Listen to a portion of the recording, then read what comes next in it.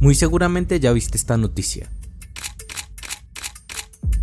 Y si no lo has hecho, te cuento que la mañana del 19 de octubre un grupo de ladrones entraron sigilosamente al museo más famoso del mundo y robaron joyas ligadas a Napoleón y su familia.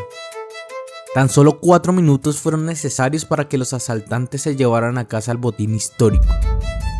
Definitivamente es una noticia que ha causado impacto en el mundo del arte, pero en este canal nos preguntamos cómo uno de los museos más grandes y famosos del mundo pudo ser susceptible de un robo, y sobre todo mucho más importante, preguntarnos si ha pasado antes. La respuesta a eso es que sí, y hoy en día la pintura más conocida de todas sufrió ese destino en 1911. Estamos hablando de la Gioconda de Da Vinci. Lo curioso es que gracias a ese robo ganó la fama que hoy en día ostenta, así que si quieres conocer su historia, quédate porque vamos a descubrir el robo del arte más famoso de la historia.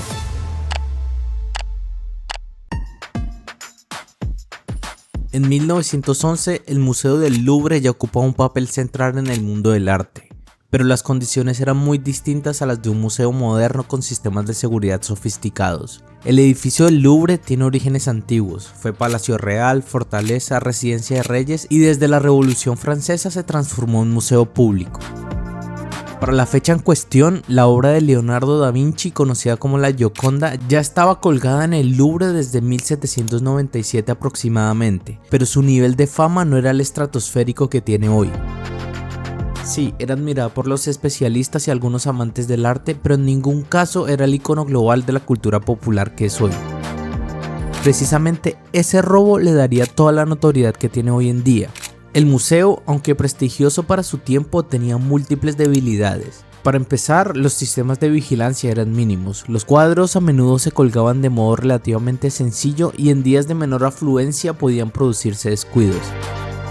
Por ejemplo, el 21 de agosto de 1911 fue el día del robo de la Mona Lisa. Ese día, la sala donde estaba la pintura, el Salón Carré, estaba relativamente desatendido. También cabe señalar que el museo cobraba poco o nada a algunos visitantes, que los trabajadores internos podían moverse con cierta libertad y que la costumbre de la época permitía que profesionales del museo o externos accedieran con cierta permisividad a las salas. Así pues, el escenario estaba preparado para que un individuo con conocimiento del museo y cierta audacia pudiera intentar algo que hoy parecería casi impensable en un museo de primer mundo.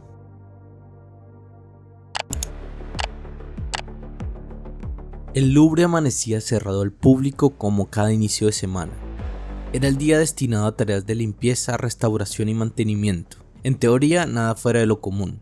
Pero ese lunes, una pequeña tabla renacentista pintada por Leonardo da Vinci desaparecería del Salón Carré sin dejar rastro. A las 7 de la mañana, un hombre vestido con una bata blanca muy parecida al uniforme de los empleados del museo caminó con paso decidido por los pasillos. Nadie sospechó de él, había trabajado allí antes como ayudante de mantenimiento. Su nombre era Vincenzo Peruggia, un pintor y carpintero italiano que conocía los recovecos del edificio como la palma de su mano. Cuando llegó a la sala donde estaba colgada la Gioconda, desmontó fácilmente el marco protector de madera, separó el cuadro de su vitrina de cristal, lo envolvió en su bata y esperó. Luego, aprovechando que el museo estaba semivacío, bajó la escalera lateral y, según su propio testimonio, ocultó la pintura bajo una escalera de servicio donde regresó más tarde para sacarla del museo dentro de su ropa. Paradójicamente, el robo no fue detectado inmediatamente. Durante casi 24 horas nadie notó la ausencia de la pintura. En el Louvre los cuadros eran retirados con frecuencia para fotografía, limpieza o préstamo interno, por lo que el personal asumió que la Mona Lisa estaba en restauración. Antes de seguir con el video, me gustaría saber tu opinión al respecto de la seguridad en los museos. ¿Debería de ser tan estricta con todas las obras o proteger solo las consideradas como importantes? Déjame saberlo en la caja de comentarios y debatamos respetuosamente. Sigamos. El caso es que recién al día siguiente, cuando Louis Béraud, un pintor visitante, llegó al salón con la intención de copiar la obra y descubrió el espacio vacío en la pared. Tras preguntar a los guardias, confirmaron que nadie había autorizado moverla.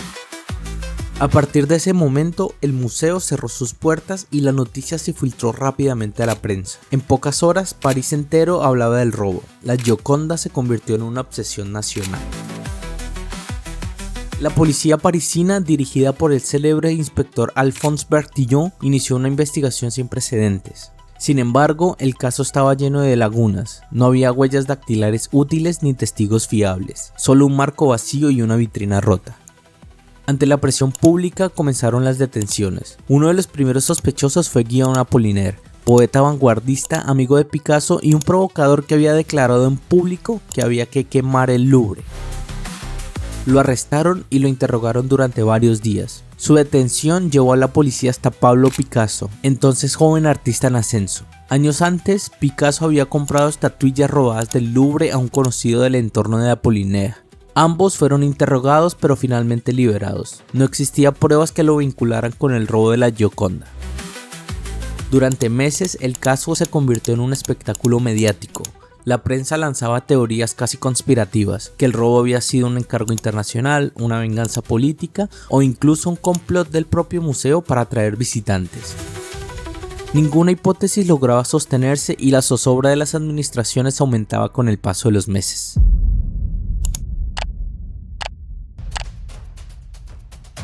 Durante más de 2 años, ninguna de estas teorías pudo confirmarse. La Gioconda seguía desaparecida y el Louvre humillado implementaba por primera vez medidas de seguridad sistemáticas. Pero finalmente la solución al misterio llegó desde Italia. En diciembre de 1913, Vincenzo Peruggia, el mismo trabajador que había participado en el montaje del marco protector de la Gioconda, contactó al anticuario florentino Alfredo Geri. Le ofreció una pintura muy especial, asegurando que era la auténtica obra de Leonardo. Geri, intrigado, contactó al director de la Galería Uffizi, Giovanni Poggi. Cuando ambos se reunieron con Peruggia en su habitación del hotel en Florencia y él desplegó la tabla con la inconfundible sonrisa de la Mona Lisa, confirmaron de inmediato su autenticidad. Fingieron entusiasmo pero avisaron discretamente a la policía. Peruggia fue arrestado ese mismo día, 2 años y 4 meses después del robo. La pintura fue devuelta al Louvre en enero de 1914, recibida como un símbolo nacional. Durante el juicio, Peruggia defendió su acción con un discurso que cautivó a la prensa italiana. Dijo que había robado la pintura por amor a Italia, para devolverla a su verdadero hogar. Según él, Leonardo da Vinci la había pintado en Florencia y Napoleón la había robado. Mira tú qué curioso cómo se unen las dos historias, ¿no? Pero en realidad la obra había sido adquirida legalmente por el rey Francisco I de Francia en el siglo XVI, mucho antes que Napoleón.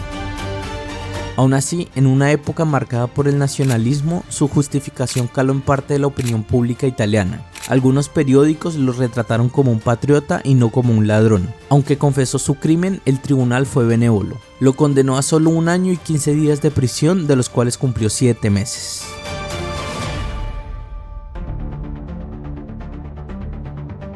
El robo y su resolución convirtieron a la Gioconda en algo más que una obra de arte. La transformaron en un mito moderno.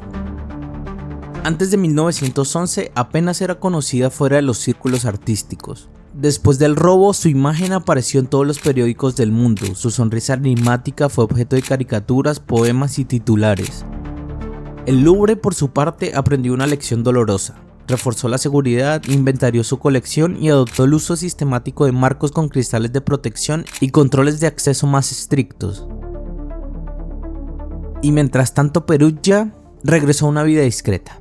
Murió en 1925 convencido de haber cumplido un acto de justicia. Paradójicamente, el robo no destruyó la reputación del Louvre, sino que la multiplicó. Los visitantes acudían en masa solo para ver el vacío que había dejado la Gioconda y luego su triunfal regreso. En otras palabras, fue un crimen que creó una leyenda. Y hoy, cuando oímos que un nuevo robo ha sacudido al museo más famoso del mundo, vale la pena recordar que aquella sonrisa misteriosa de hace más de un siglo ya había sido robada, y que de algún modo nunca volvió a ser la misma. Así que si te gustó este video, por favor compártelo con más personas y ayúdanos con un like y un comentario. Nos ayudarás mucho a seguir creando contenido con esto. Si quieres seguir conociendo la vida de artistas desgraciados, te dejo este video sobre Honoré de Balzac, un pobre desgraciado que creó la colección literaria más grande de la historia. Un saludo y nos vemos en una próxima ocasión.